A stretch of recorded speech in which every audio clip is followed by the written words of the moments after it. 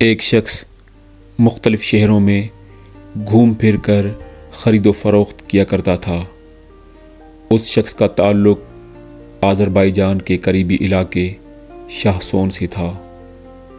ایک مرتبہ یہ شخص سامان تجارت کی خرید و فروخت کے سلسلے میں نکلا تو اس کا گزر ایک قبیلے کے پاس سے ہوا۔ وہاں ایک تہذیب یافتہ اندھا شخص اس سے ملا۔ اس شخص کے پاس بھیڑ بکریوں کا بہت بڑا غلہ ہوا کرتا تھا۔ اس کا خاندان اور بال بچے بہت زیادہ ہوا کرتے تھے۔ اندھے شخص کے بیٹوں نے پھیری لگانے والے شخص سے کہا، ہمارے والد کے ساتھ بیٹھ کر ان کی باتیں سنو تاکہ ان کے دل کا بوجھ ہلکا ہو جائے۔ پھیری لگانے والے شخص نے اس سے پوچھا، تم کس بات پر کڑ رہے ہو؟ اس اندھے شخص نے کہا، کیا بتاؤں؟ یہ کہتے ہوئے اس کی آنکھوں سے آنسو بہنے لگے اور وہ بولا، ایک وہ وقت تھا جب یہ پورا صحرا میری بھیڑ بکریوں، گائے بھینس اور اونٹوں سے بھرا ہوا ہوتا تھا۔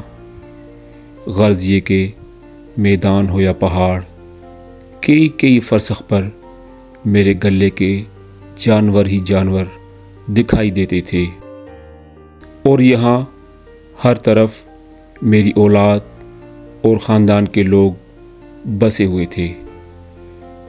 ایک دن میں نے اپنے پیارے سے پوتے کو، جسے میں بہت چاہتا تھا، ساتھ لیا اور اسے اپنے ساتھ سواری کے جانور پر بٹھا کر چاروں طرف کی سیر کرانے لگا، اور میں نے اپنے پوتے سے کہا، تمہارا دادا اتنی بڑی جائیداد کا مالک ہے، البتہ اگر خدا چاہے تو اسے بھی فقیر بنانے میں 1 سال کا عرصہ لگے گا۔ اس کے بعد میں پہاڑ کے دامن میں پہنچا تو قبلے کی جانب سے سیاہ بادل اٹھتا ہوا دکھائی دیا۔ پھر اچانک اتنے شدید اولے پڑے جس سے یہ 4 دیواری بھرنے لگی۔ برف کے اولے اخروٹ کے برابر تھے اور وہ اتنی شدت سے گر رہے تھے کہ کہیں ٹھہرنے کے لیے جگہ محفوظ نہیں تھی۔ بالآخر میں نے پہاڑ کے اندر ایک غار تلاش کر لیا اور اپنے بال بچوں کو لے کر اس میں پناہ لے لی۔ کچھ دیر بعد جب میں نے غار سے جھانک کر دیکھا تو پتہ چلا کہ میرے سارے جانور ختم ہو گئے ہیں اور کچھ بھی باقی نہیں بچا ہے۔ سیلاب میرا سب کچھ بہا کر لے گیا ہے اور میں تھوڑی سی دیر میں فقیر اور محتاج ہو گیا ہوں۔ یہ صورتحال دیکھ کر میں نے آہ و فریاد بلند کی اور کہنے لگا، کم از کم میرا گھوڑا ہی مجھے مل جائے تاکہ میں اس پر سوار ہو کر دیکھ سکوں کہ کچھ باقی بچا بھی ہے یا نہیں۔